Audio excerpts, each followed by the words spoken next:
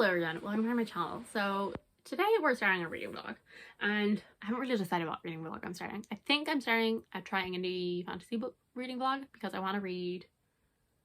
What do I want to read? I want to read The Witch Would Not by Olivia Atwater, and so that's one of the books I have planned for this. And then I'm also thinking of reading, I think, Along the Razor's Edge probably. We'll see if I like indie fantasy, which I mean I already know I like indie fantasy because I like LML Wang's books, and I also like Olivia Atwater's books. I think I might put The Witch Would Not audiobook on, it's on SCRIBD, and play The Sims because I'm back in my Sims era. So yeah, so let's do this.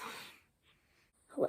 So it's been a while since I technically started this, and I finished my first book for it, so I didn't give any other update.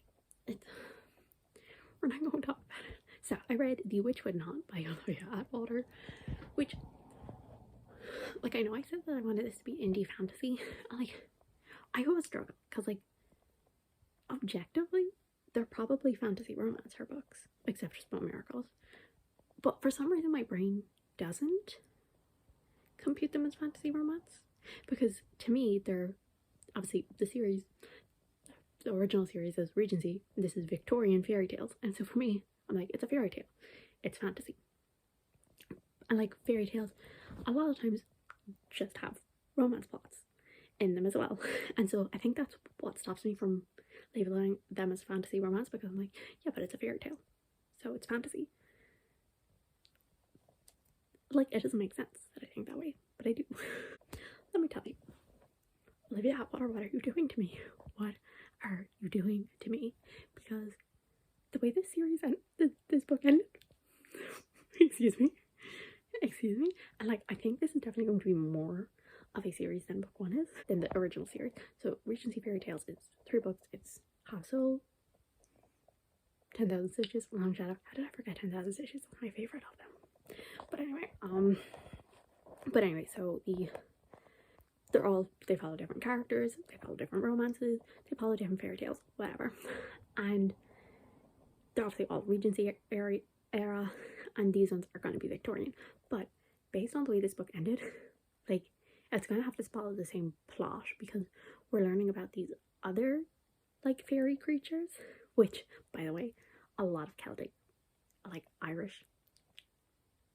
a lot of Irish fairy tales in here, which, like, she does a good job of it. She does a good job. You can tell that she's really researched it, and yeah, I very much appreciate it. But it's just like other creatures, as I said, Irish based, that kind of get talked about in this, and like very much based on what happens. Obviously, I'm trying not to spoil. Based on what happens, like, obviously there's going to be like an overarching plot more than in like Regency fairy tales about these creatures. But I'm intrigued. Obviously, like, it is going to be a series, but like, she hasn't said anything about the next book in it, so like, I'm very intrigued. Is it going to follow the same characters, or will it be different characters but the same plot? Like, because I can see maybe it being like her nearly like adopted sister being like maybe the main character, because that way she would still very much be a part of this book. I'll tell you what this book is about in a second. She would still very much be a part of this book, and the two of them, you know, could work towards this bigger plot, but also still, you know, having those romances. Or whether it's going to just follow these two through multiple books, which I wouldn't be mad about, because I really like them. So this book follows Winnie, and she comes to Witchwood Manor, and she is given the job of a governess, and she is underqualified, or not at all qualified, to be honest, for this job, but she knows the lady of the manor, and the lady of the manor is actually giving her this job so she can keep the grandchild safe, because there is like some really strange things that happen in this house. There's like, and obviously there's a lot of fairies hanging about, and she wants to keep the grandson safe, and so it's Winnie's job to protect this child.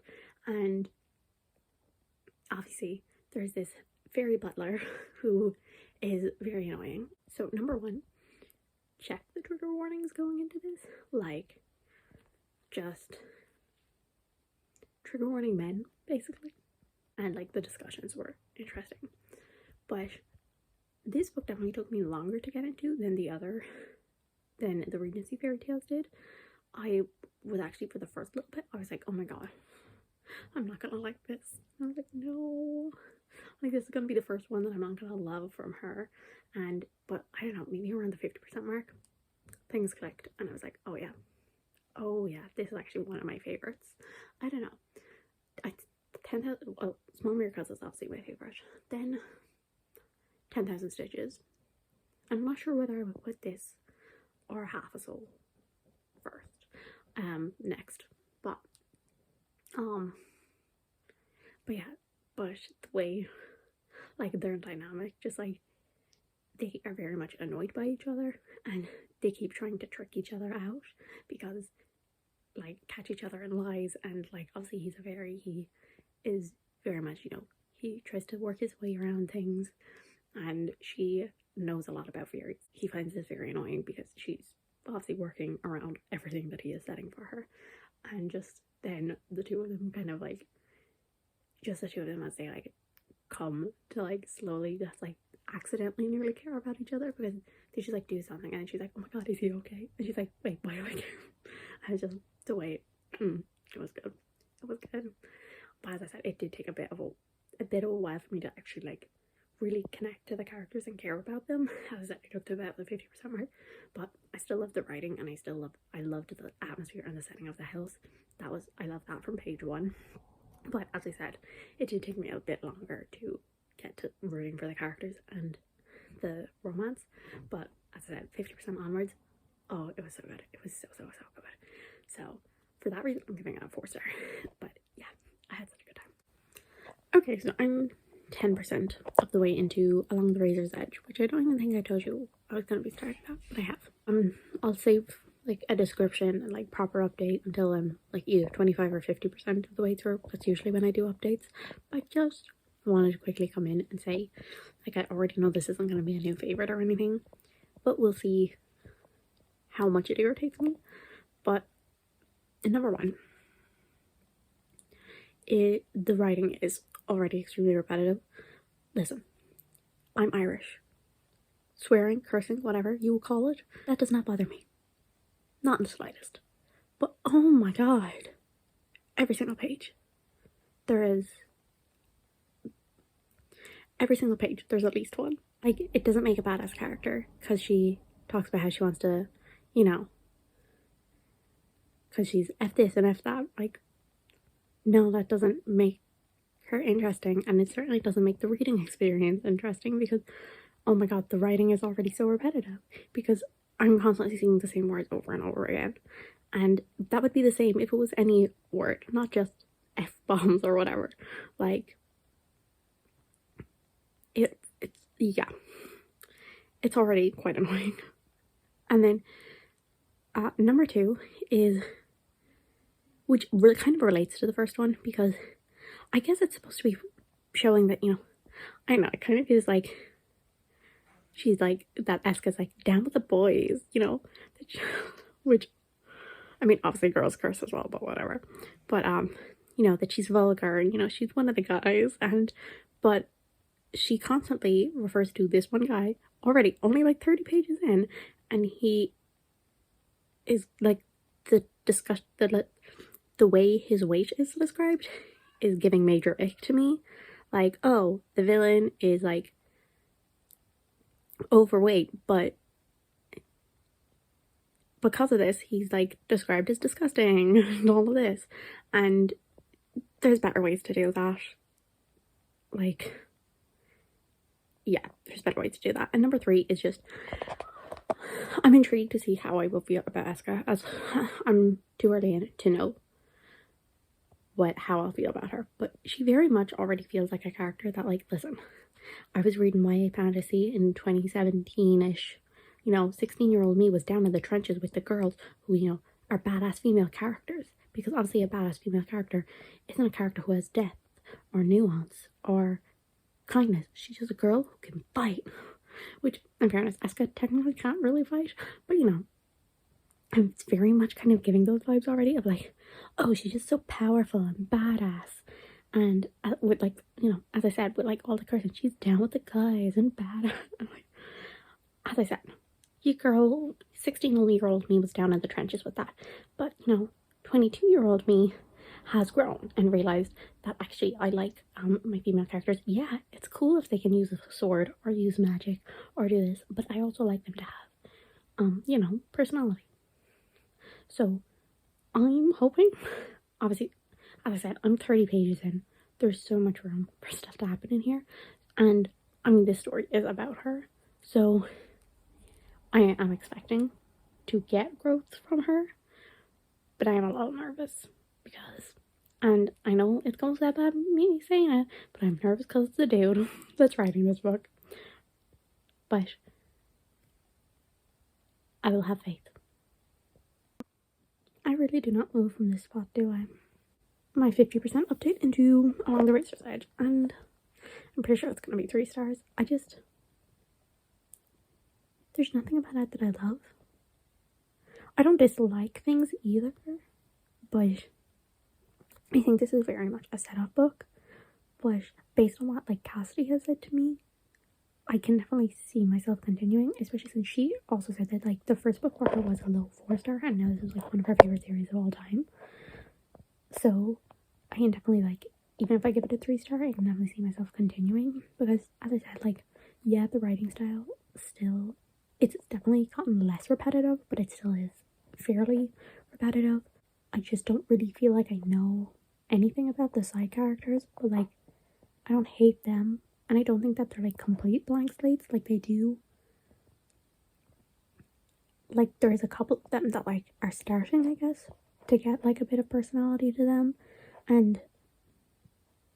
but like there's also like these kind of like 2 timelines that like started like a third of the way jumping back and forth, and it's because that shift in like the back and forth, because obviously the first third was just like down on the pish, and now it's pish before, and because of that it just kind of like slowed it down a bit, and so I'm kind of just like sitting here like waiting to actually get the story started, and I have a feeling that the actual like story of like this series probably isn't going to really get started until like the next book. So like I've kind of like accepted that, so I'm kind of just along for the ride, like try not to be too critical. So we'll see. I have finished Along the Razor's Edge, and here's the problem, is I didn't really like it. I gave it 2 stars. I always feel bad giving indie and self-help authors low ratings because I don't want to do that, but also I have to be honest. So I haven't given it a rating on Goodreads and Storygraph, and I won't, but in my spreadsheet it's getting a 2-star. So yeah, here's the thing, is I don't necessarily think there was anything that like I absolutely like disliked, despised, or anything like that. Like, it was all very meh to me, and I think to a certain point, when a book is very meh to me, I'm like, okay, 3 star, because like it's not bad, it's not good. But when it stays that way the entire way through, that's when it gets annoying to me. Like, I just need right at the end, even if there's just something that makes me go, yes, then I'll get the 3 star. But if it stays just meh the entire way through, it gets a 2 star, because like I didn't like anything about it. I didn't dislike anything, but yeah. And I always, in these kind of like trying taste testing kind of videos, I always feel nervous doing these kind of videos, because of the fact, in case people like, it all started with a romance, because I remember when I asked the very first year I was doing it, which is 2021, I remember asking for recommendations on, I think, Twitter, and someone like responded to me and was like, are you doing this because you actually want to try romance, or are you doing this because you want to take the, like, make fun of people who read romance? And I was like, why would I do that?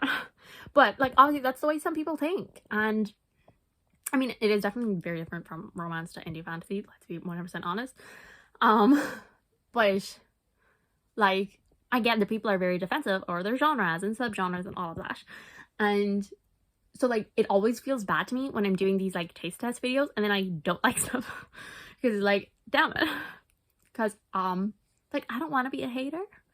And obviously, as I said, like I know how hard that, you know, authors, like they are pushing their books and, you know, all of this stuff. Like I know, I see it all of the time.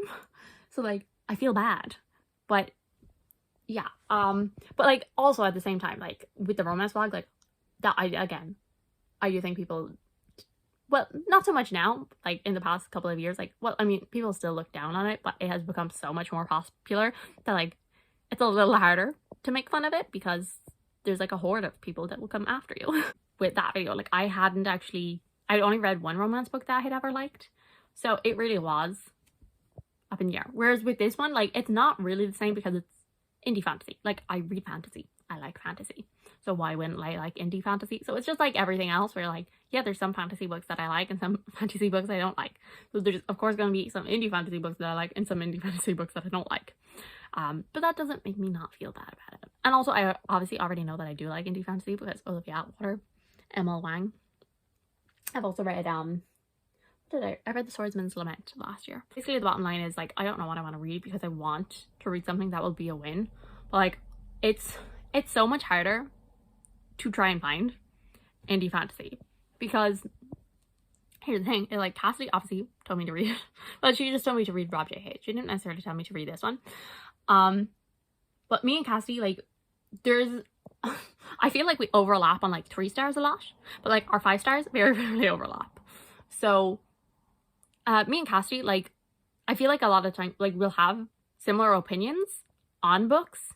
Like we'll both agree, yes, I thought this thing that was this, but we both look for very different, I think, types of characters and stuff in our books, so we both end up loving very different books and stories. And so obviously like Cassie and Mel, you know, they're basically the same taste. Obviously those are like the 2 that I watch that talk about indie fantasy the most, and like I can't really take their recommendations because I know I'm probably not gonna like the same books that they do. So yeah, so like I guess that's kind of what my point is. I guess I just need to find people that have the same taste as me. Whereas like, because like with, you know, traditionally published fantasy, I very rarely pick up a fantasy book nowadays that like I don't give, like sometimes I'll give them a 3 stars, but most of the time the ones that I'm like really excited to pick up, I give a 4 star. Like I know my taste real well. And like I'll see someone talking about a book and I'll go look at the book, I'll read the synopsis, I'll like see reviews and stuff, and I'll be like, certain things that they're saying, I'll be like, yes, I know this is a book I will like. But with indie fantasy, as I said, I don't have that many people that I follow that read that much. So I'm still trying to, so I need to like find the people that will agree with me so I can get their recommendations. So yes. And yet I still haven't actually told you anything. Well, I have told you about the book. Have I told you about the book? So it follows Eska, and she is down in the pit because there was a war and their side surrendered. So now she's in the pit and she wants to get out of the pit. And yeah, that's it. All the writing style was really repetitive. I didn't really love the narrative choice to start having flashbacks because I already actually told about this bit, but like, but the first bit of the book, it's just her in the pit. And then we start having flashbacks to before, and I didn't like that sudden shift because it really slowed things down, and it just felt like, okay, literally nothing is basically going to happen in this book. This is like all set up for the next books in the series, which is fine, but I guess I kind of thought it would be more action heavy than it actually was. So yeah, I was just overall kind of bored. Like, it was okay, but it wasn't anything special to me. So yes, so yes, a 2 star. So far a 4 and a 2. So let's hope for another win next. Hello, we're gonna ignore the fact that this vlog has gone to hell. I'll get back to it. It's just I got distracted. Anyway, I got a package, and I'm pretty sure this is my copy of Small Miracles, the Kickstarter edition. So let us open. Okay. Alright. Also, yes, I will be getting this, as you can see in this vlog earlier. We have 2 books in here. One is the paperback copy, just because I was like, well, basically I was looking for which ones are the best deal. And I was like, well, at first I was like, oh, I'll get the paperback and the hardback, and I'll give the paperback to my cousin because I love this book and I want to force people to read it. And now I just want both, so that's not gonna happen. Oh, it's matte. I did not realize that it was matte. Okay. Small miracles. Here's the hardback, which is smaller than I thought it would be. But let us open it. I like small hardbacks. I think that's an unpopular opinion, but I like small hardbacks. I see. Shiny. Obviously it's in plastic, so we'll take you out of there. This is so pretty. So pretty. So, it's black and foiled, and as I said, it's got red edges, and it's got a lovely golden spine. Very shiny. Here are the end papers. So we've got some birds and cupcakes, and oh, it's a really nice hardback. I think that there's some art in here. Oh yeah, obviously it's signed. Here's an example of some of the art in there. I think there's definitely another piece, but I don't know where it is. So yeah, so it was a 5-star. It's one of my favorite. It was one of my favorite books of last year, and I'm very happy to now own it in 2 different copies. So yeah. So it has been a bit of a, like, over a month since I last spoke to you. So I read The Witch Would Not, and then I read On the Razor's Edge, and then, like, all of February, I just didn't read any of the books that I need to read for this vlog. Whoops. What even did I read in February? I read historical romances. Yeah. Finally decided to continue, and so I'm reading The Iron Crown by L.L. McRae, and I'm really liking this. I think the audiobook is really good. So this is book 1 in the Dragon Spirits series. I think it's going to be a trilogy, but only the first 2 books are out. As I said, I do really like the narrator, and so it follows Fen, I think his name is, and he wakes up basically in mud, sinking, and he can't remember anything except his name, and these 2 girls help him, and they kind of don't trust him because suspicious, and then they go, and then but one of them, her father has just died, and he was like a lord, and so they all travel back to her homeland, and they're trying to figure out what is up with Fen. That's a really bad synopsis, but like there's a lot of other stuff happening, but like also there's not much happening, but I'm liking it because I'm enjoying a lot of the characters and their dynamics. It does feel like a bit of a setup book, but like I'm not mad about it because I'm intrigued by what it's setting up. So at this moment I would say I'm pretty sure it's going to be a 4-star. But I can definitely see potential for me to like give 5 stars for future books in this series. I really like the characters. I do think obviously a lot of people I think are annoyed by the amnesia trope. That's not something that bothers me. I haven't read that much of it, but it's not really something that bothers me. So I guess we'll see how it's resolved and whether or not that will bother me and stuff like that. There's a sapphic relationship, there's complicated family dynamics, there's dragons, there's like magical spirits. The magic seems interesting, but we haven't gotten like a whole load of the details of it, and like the villain stuff also seems interesting. As I said, it's a lot of like, it's laying the groundwork, because like I don't necessarily think that like, you know, all of the stuff that's happening with him, like Fen, is going to get resolved, and like all of the stuff that's happening with, I can keep going to call her Kalindra, but that's not her name. That's a name, it's similar to that, but I think I just go to call her Kalindra because Kalindra is in Course of Dragon series, but it's like Kalidra, so there's no N. And like her stuff with her family and all that, like I'm not necessarily sure that will be fully resolved in this. So like it definitely is a setup book, but I'm enjoying the setup. I'm enjoying the groundwork that she is building, and as I said, I don't necessarily think it will be 5-star just because of the fact there's like probably not going to be like that much of a conclusive plot, but like I can definitely see me loving this series overall. So yeah, I'm having a good time. So I'm gonna get back to it. It is Realmathon, so I'm hoping to finish this entire book today. I have about 2 hours and 45 minutes left, so just under half of it at this stage. Okay, I'm not gonna talk for long. I will actually talk to you about the books tomorrow. And yes, I said books plural. I read the sequel immediately. And see, here's the thing, is because I was going to read 4 books for this vlog, and now I've looked at how much footage I already have, and it's a lot. And so I can't read another book, and I'm like, I definitely have read 4 books now, but like, obviously I'm not going to talk really much about the sequel, so, but I already have enough footage, so we're going to leave it at like 3, but technically 4, so it's fine. But yeah, but as I said, I will actually talk to you about them tomorrow, but since I immediately read the second one, I think you can guess that it's good things. Hello, so we are here to wrap this up.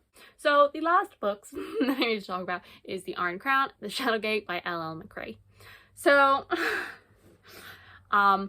yeah, so I finished The Iron Crown on the 1st. I read it in one day, and then I read The Shadowgate over the next 2 days, and oh my god, I had such a good time with the 2 of them.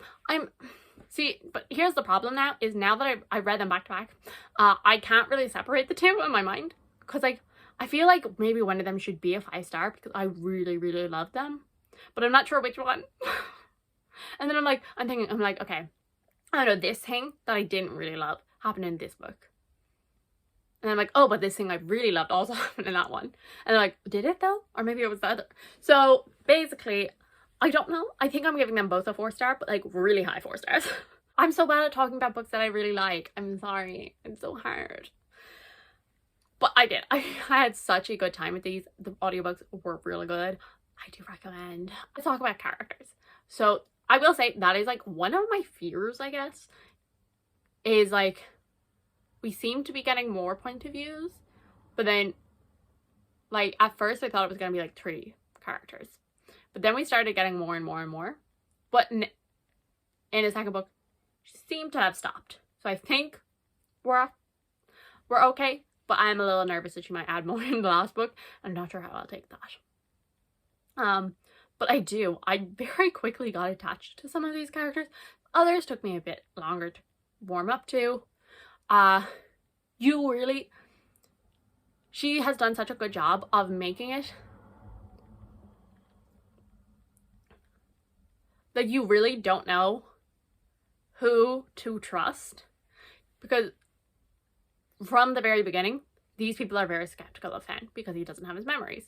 And so because you immediately start in Fen's point of view, you're like, well, I don't trust these people. But then they end up helping him. And so you're like, oh, never mind, I was wrong. And then as this journey goes on, you meet someone and they're like very nice. And you're like, now I'm suspicious. And then they turn out just to be nice.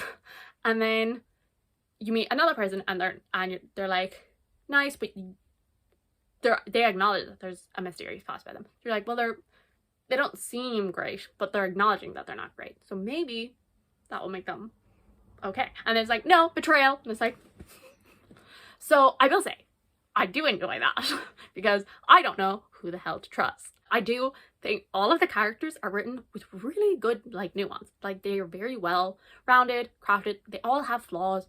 There is no one who's just like hero here to save the day, super strong and powerful and all of that.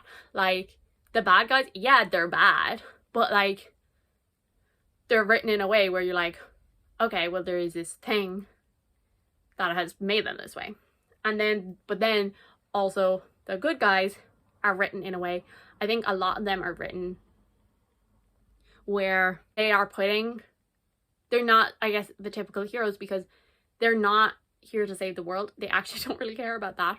They want to save their family or their best friend or whatever. They would help the bad guy like happily if it meant that their people were safe. And I think that makes for very interesting characters and discussions. And there's very few characters in the book that are like, I will put anything above the people I care about. Like, #1 priority is the safety of the entire universe. And I enjoy that, and I enjoy the conversations that come with that. And also because a lot of there's some characters, as I said, who are like, anything comes before this. But then they meet someone from their past and they're kind of like, oh, I would probably do anything for them as well.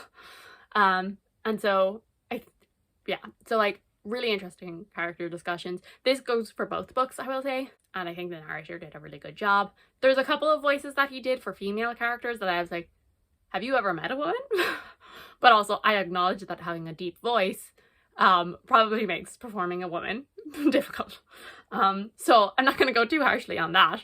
And then the plot, it's definitely a slower start, and even like there is an overall plot. It's more just like it's the one plot. There is very like, yeah, there's a couple of really small things like, you know, this one character wants to find her sister.